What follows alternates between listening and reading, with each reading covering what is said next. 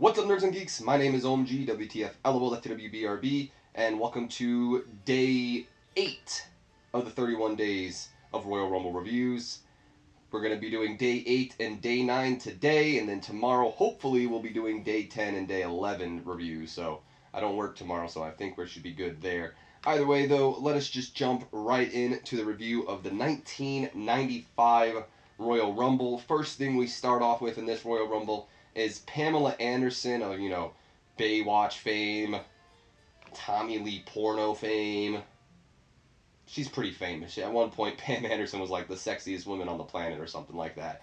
She shows up because I guess she is like, she's going to escort the winner of the Rumble down to the ring at WrestleMania or something like that is what they said. Anyway, Pam Anderson shows up and we have the entire locker room back there. They're all going nuts trying to get her attention. She kind of just blows them off and, leaves, and they're all like, "Aww." This isn't the last time we'll see Pam Anderson tonight. Vince McMahon and Jerry the King Lawler are on commentary here tonight, so it's kind of cool to see Jerry the King Lawler commentating now, even without Jim Ross. I wonder what happened to Jim Ross, though, because he was on WWE last year with Gorilla Monsoon, but whatever. Anyway, our opening title match of the night is for the WWF Intercontinental Championship between champion Razor Ramon and the challenger Jeff Jarrett, who comes out alongside with the Roadie. The Roadie, if you don't know who he was, he is the Road Dogg.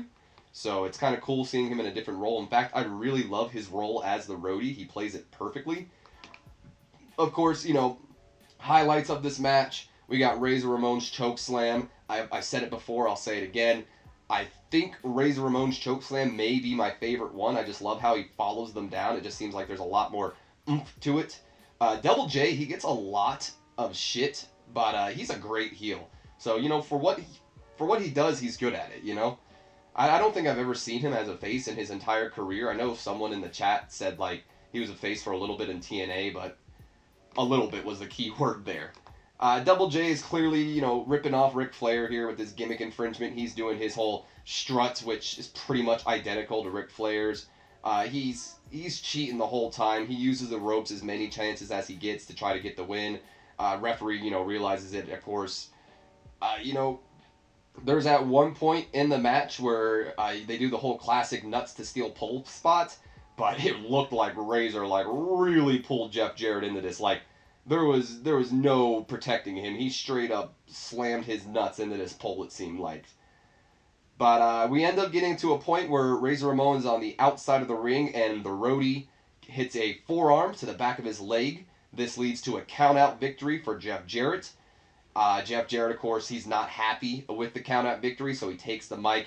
He goes to re-challenge Razor. In fact, he says this really cool line where he says, "I know your knee pads and your tights and all that are yellow. You might as well paint a yellow stripe down your back, too, because you're a coward or something."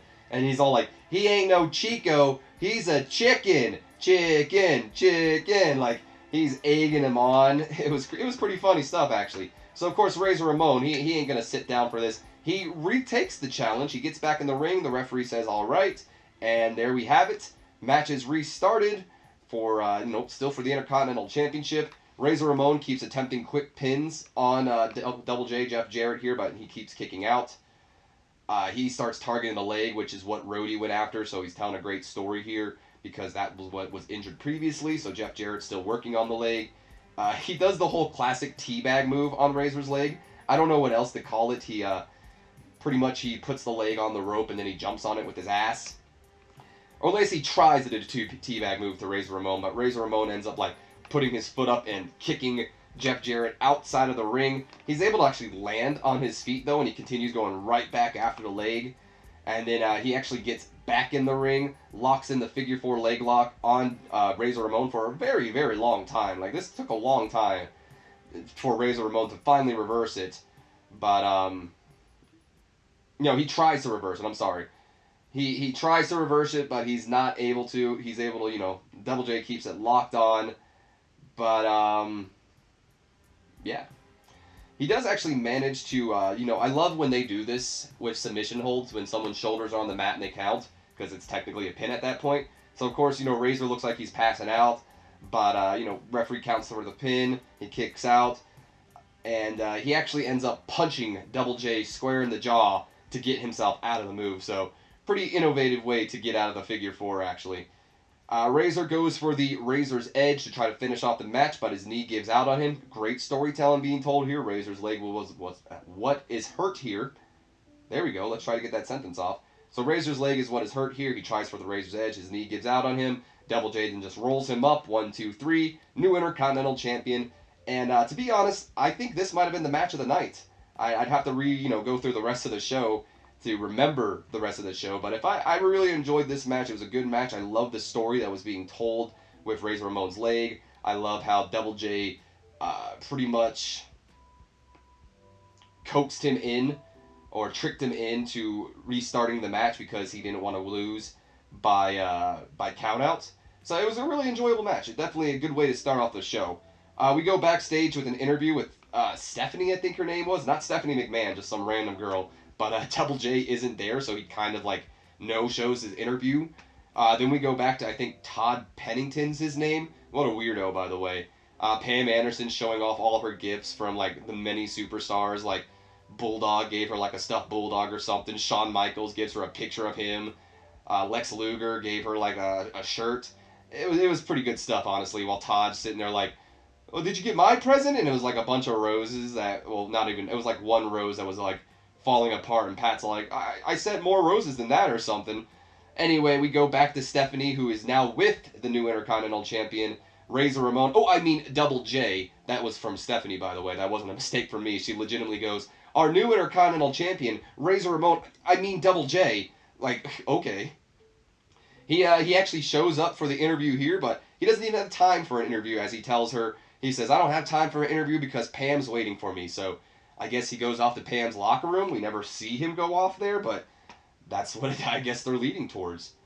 Our next matchup is between Erwin R. Snitcher, IRS, and The Undertaker. Very interesting matchup here.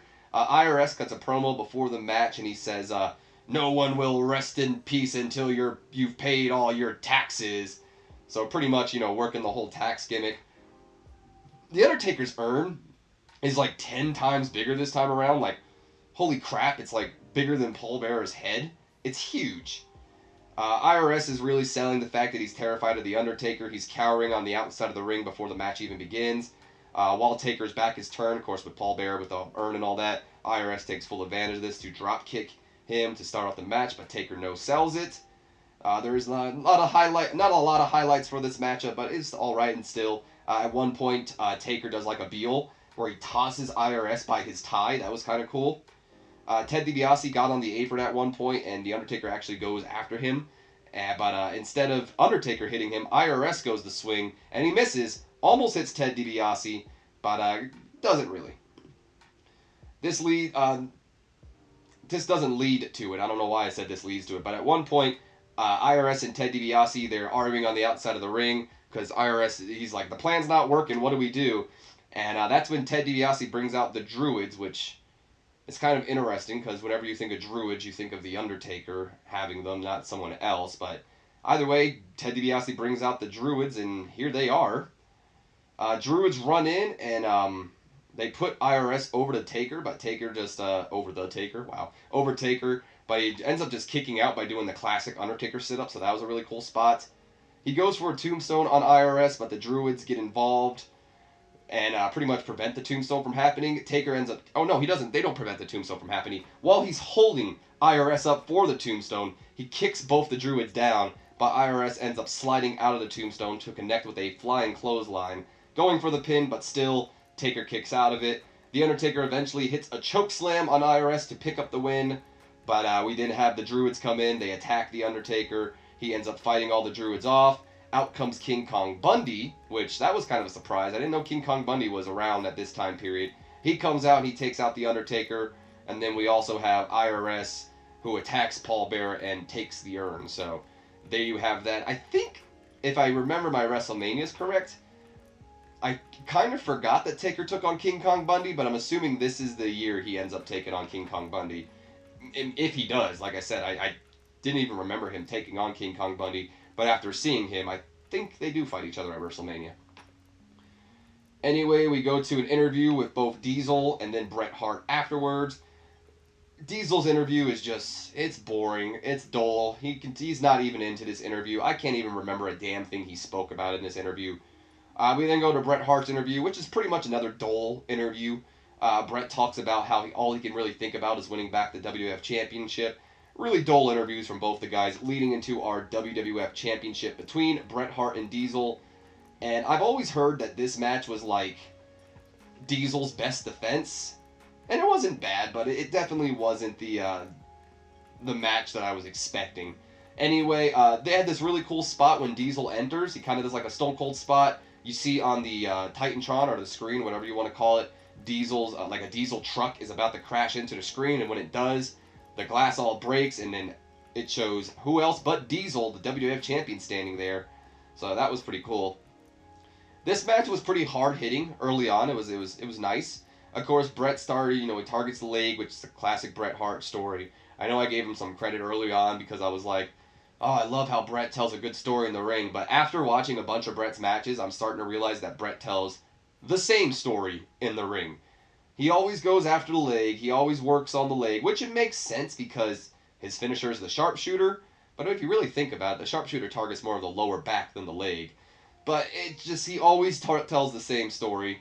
I'll let it slide here, but it's getting, because, it makes kind of sense with Diesel being a big guy, but it gets a little repetitive after a while, I will say that much. Bret Hart actually hits an outside dive. I've never seen Bret Hart dive outside the ring, so it was very interesting seeing him do that, pulling out his inner Owen Hart here. He actually, at one point in the match, Bret unravels his tape from his wrist, and then does like the John Cena Batista spot and tapes Diesel's legs around the steel pole, and then starts to stomp on him while the referee, I believe it was Earl Hebner, goes and tears it all apart. We get a nasty jackknife at one point to Bret Hart. Like, it was pretty crazy. HBK actually ends up running in to break up the pin and attack Diesel. But for some stupid reason here, Earl Hebner decides to continue the match despite a clear disqualification. Stupid, stupid, stupid. But whatever. Bret locks in the sharpshooter at one point, and it looks like Diesel's going to tap out, but then Owen Hart runs out and breaks up the sharpshooter, tearing the turnbuckle off and throwing Bret into it really hard. And this is the second disqualification that Earl Hebner is ignoring. So, very stupid. The match should have ended in the first disqualification. It should have been in the second disqualification. And when you find out how this match ends, it's just going to piss you off even more. So then we lead to, this was actually kind of cool. Well, not cool, but it's kind of funny. The actual video, like, not me, but the video of, like, the Royal Rumble started having a little bit of technical difficulties. That was kind of interesting. Diesel ends up going to grab a chair at one point, but the referee stops him from using it. Bret actually runs Diesel into the referee at one point, which leads to Shawn Michaels, Bob Backlund all coming out, or Owen Hart and Double J, and the Roadie all coming out. So I believe it was Shawn and Double J attacking Diesel, right? Maybe it was the other way around. I don't know. I think Shawn and Bob Backlund were actually attacking Diesel, and Owen and Double J were attacking Bret. But because I remember being like, why is Bob Backlund not attacking Bret? But could have been the other way around. Bob Backlund had beef with both of them. He's the one that beat Bret Hart for the championship, and then I believe Diesel's the one that beat him for the championship. So, after all this running happens what does the referee do? He decides to finally throw the match out and declare the match a draw. So after we get count them two, clear disqualifications, the referee just throws the match out. What a fucking shitfest. Holy crap.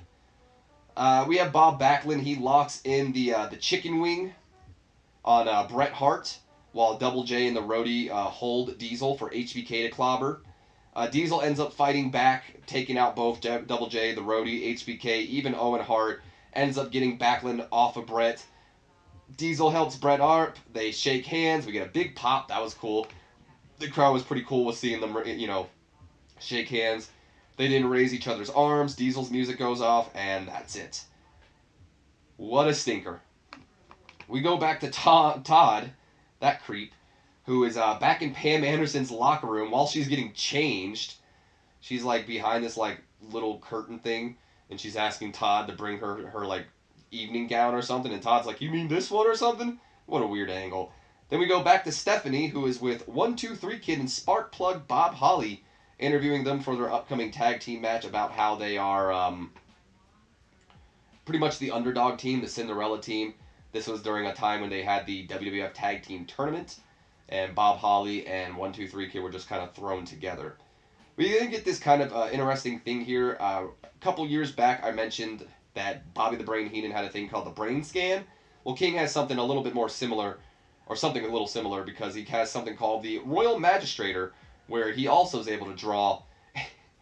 And it's back when Pam Anderson is entering the locker, well, not the locker room, but when she arrives at the beginning of the show, and King draws himself, giving Pam Anderson a kiss on the cheek. So that was interesting. One of the running gags on commentary for this night was the King always saying how, oh, he's got a date with Pam later on tonight and all that. And I guess this was around the time that the crowd was calling the King Burger King. So there was a funny moment. I don't know when it happened, but Vince is like, "Oh, I know where you're going to be taking Pam tonight." And then King goes, "Oh, you do?" And he goes, "Yeah, Burger King." It was a funny little segment. We then jump into the WWF Tag Team title match. So it's kind of interesting that this match went on after the World Championship match, but whatever. It's Bam Bam Bigelow and Tatanka alongside Ted DiBiase. Interesting how just a year ago these two were fighting each other, and now they're teaming with each other as they take on the 123 Kid and Sparkplug Bob Holly. No one's champion. The titles are vacated at this time. This is the end of that tournament. They never mentioned who Bam Bam and Tatanka beat in this tournament, but they mentioned how the Kid and Sparkplug beat the Heavenly Bodies, and well done to get this far. There's something interesting here. This was the WrestleMania where Bam Bam main evented against Lawrence Taylor. So it's kind of eye-opening to see Bam Bam Bigelow, who's going to main event Mania, and he's just in a tag team title match right here. It's kind of interesting. There is a cool spot where the Kid and Sparkplug go for like double elbows onto him, but Bam Bam just kind of runs through them, no-sells it, and takes them both down with the clothesline. Bam Bam at one point also throws the Kid like super high in the air, like holy crap. But 123 Kid, as he comes down, he catches Bam Bam with a Hurricanrana that looked like almost spiked Bam Bam on his head, to be honest. Early on in this matchup, 123 Kid is taking a lot of the heat, while later on in this match, Sparkplug Bob Holly will take a lot of the heat, so it's cool how they took turns there.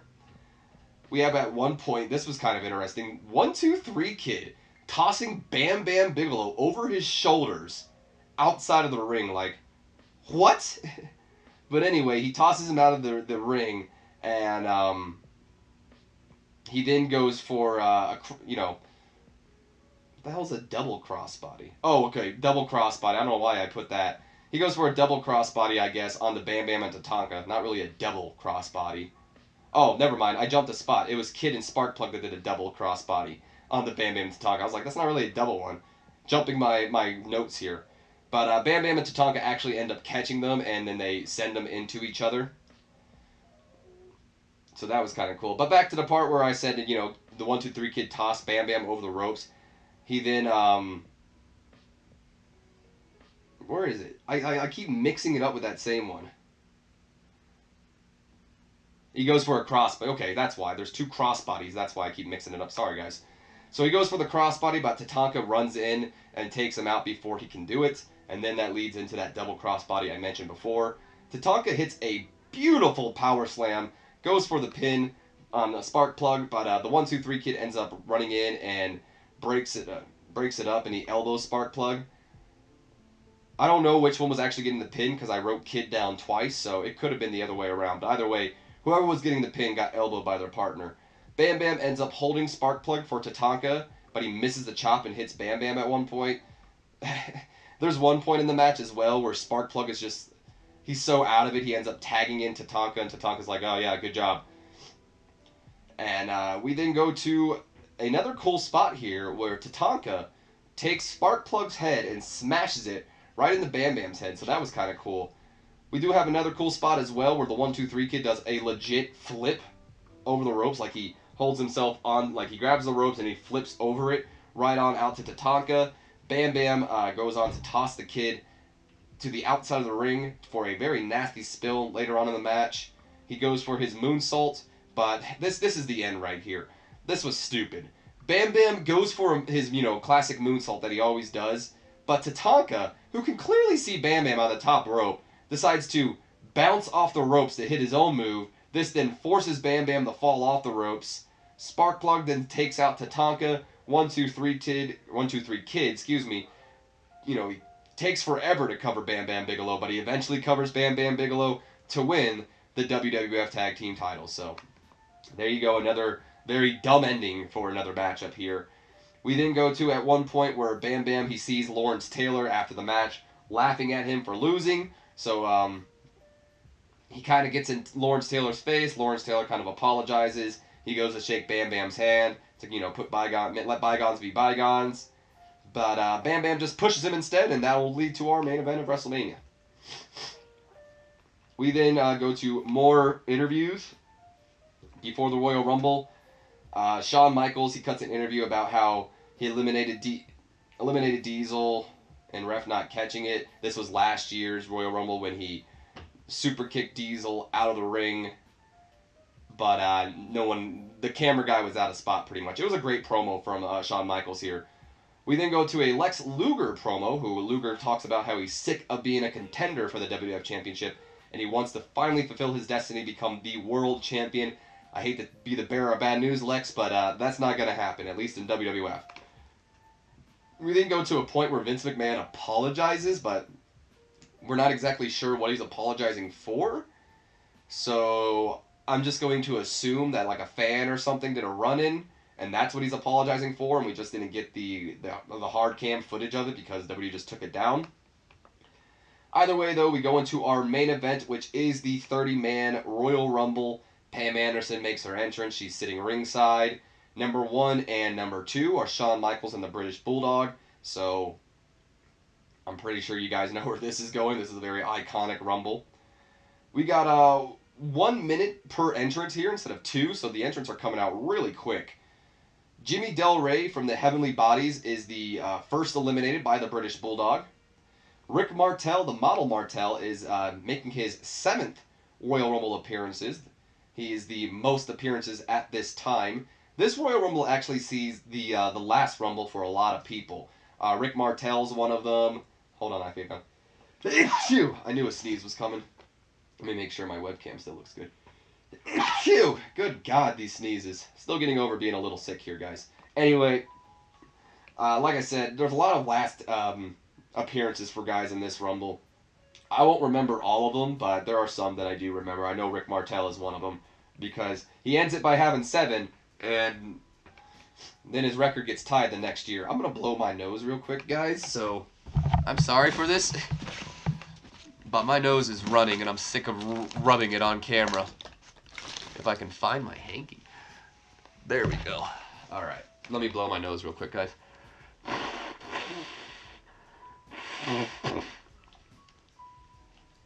Oh, yeah. The most professional YouTuber. Ya boy. Anyway. Don't even edit anything. Just go, fuck it, we'll do it live. Anyway, jumping back into this. We have Owen Hart. He makes his entrance. But during Owen's entrance, he gets attacked from Bret Hart, or attacked by Bret Hart from behind, so Bret's still a little salty about Owen coming out and attacking him during that match. This was a funny moment. Duke the Dumpster Droese was in this Rumble match, and he gets eliminated, but when he gets eliminated, he freaking clobbers Earl Hebner. It's always Earl that takes these bumps, man, but he clobbers Earl when taking him out. It was funny. We end up getting the ring cleared. Only people left in the ring is the Heartbreak Kid and Bulldog at this moment. Out comes the Bushwhacker Luke. He doesn't last too long. And then Jacob Blue, who is a part of the Blue Brothers with Eli, I believe. As soon as he's out, as soon as he comes out, he's pretty much out too. Like, it's a quick elimination there. In fact, I didn't even see Owen Hart get eliminated. In fact, I don't think anyone did, because they showed his elimination, a very quick elimination. I guess he got in the ring and then was tossed right out by the Bulldog. So there you have that. Out comes Mo from the Men on a Mission. He's out right away too, this time by Bundy. Bundy making his first and only Royal Rumble appearance here, so another last appearance by somebody. We get a good, cool little scare down between King Kong Bundy and Mabel before they brawl. It takes forever to take out Bundy, but he does. We get lots of close calls for Shawn Michaels throughout the night. Of course, Shawn Michaels is lanky like Gumby, so he's able to hang on a bunch of times, but a lot of close calls for Shawn Michaels. The second Lex Luger got in the ring, he takes out Mabel like right away. And I love the King, especially during Royal Rumble time, because he's always changing his picks. Like, even though he had Shawn Michaels for the entirety of this Rumble, he would always be all like, oh, I like him more. And then he'd be all like, oh, wait, you know, Shawn Michaels is my new pick. Never mind. Like, all the time. So I love when King does that. To my surprise, when Bob Backlund comes out, he's got heat. Like, these fans are booing the hell out of him. And just like Brett did to Owen Hart, he does the same to Bob Backlund, jumping Bob Backlund from behind during his entrance. And just like Owen, Backlund does not last long after the Bret Hart attack, as Lex Luger takes him out pretty quick. And then right after Bob Backlund gets eliminated, Bret Hart goes right after him again. So Bret's mad tonight. Number 30 was Crush, so whoopee. We have oh boy, I don't remember his name. It's not Trevor Murdoch. It's Murdoch. He tries headbutting Fatu at the one moment, but of course that backfired on him because Fatu's Samoan, so you know how that always works. And then our final four of the night was Shawn Michaels, Crush, Lex Luger, and the British Bulldog. Of course, Crush and Luger go out pretty quickly. I believe it went Luger first and then Crush. I could be wrong there. We end with British Bulldog and Shawn Michaels. Number 1 and number 2 are the final two in the Royal Rumble. And of course, this leads to the very iconic moment of the British Bulldog tossing Michaels over the ropes, but only one of Shawn Michaels' feet touched the floor as he rushes back in the ring, takes out the British Bulldog while he's celebrating to win the Royal Rumble at the number 1 spot. The first time this has ever been done. Of course, since he was number 1, that makes him the Iron Man of this matchup as well. Pam Anderson joins Shawn in the ring after his win, and there you have it. Alright guys, so let me go ahead and pull up the docs and I will show you where we rank this Royal Rumble. You guys are going to get a little bit of a spoiler here because some of the newer Rumbles are also on this document, but that's fine. That is fine. Oh, I always have such a hard time finding this damn thing. There it is. Alright, let me... Have I told you guys how much I hate OBS? Like, what the hell just happened here? Were we never full screen? I fucking hate OBS, guys. I don't even remember if we've been full screen this entire time. I think we were. And then OBS was like, no, we're not. Anyway. Let's bring this up to our infinite loop. There we go. And let's go to the document where 1995 is ranked at number 4. So still 93, 92, 94, and 95 comes in at the number 4 spot. I'm not going to tell you where 96 is. You might have saw it. You're going to find out where 96 is in just a minute. By the way, if you guys are ever wondering, the music in the background, it's just lo-fi hip-hop radio. I always just pick a 24/7 thing, that way it just runs in the background. If you're ever wondering. Anyway, though, that's going to be the end of this video. I hope you guys have enjoyed. If you have, do me a favor, leave me a comment, like, and subscribe if you haven't already. And don't forget to share this video with your friends, Facebook, Twitter, anyone you feel that will enjoy the video. Make sure you show them. Greatly appreciated. It helps the channel grow. And as always, my name's been OMG, WTF, LOL, FTWBRB, and I will see you guys in a moment for day 9 of the Royal Rumble reviews. And oh boy, this next Royal Rumble. See you in a minute, guys.